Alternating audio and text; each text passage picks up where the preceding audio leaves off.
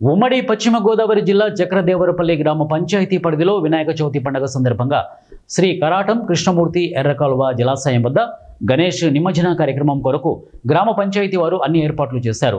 MPDO KRs Prasad, గ్రామ పంచాయతీ సర్పంచ్ సాయల సత్యనారాయణ పరిశీలించారు. ఈ కార్యక్రమంలో పాల్గొన్న గ్రామ పంచాయతీ సర్పంచ్ సాయల సత్యనారాయణ మాట్లాడుతూ గణేష్ నిమజ్జనం సందర్భంగా భక్తులు తగు జాగ్రత్తలు తీసుకోవాలని, లోతైన ప్రదేశాలు ఉంటాయి అని సిబ్బంది సూచనలు పాటించాలని అన్నారు. ఇక నిమజ్జన సమయంలో తగు జాగ్రత్తలు తీసుకోవాలని గజ ఈతగాళ్లకు తెలియజేశారు.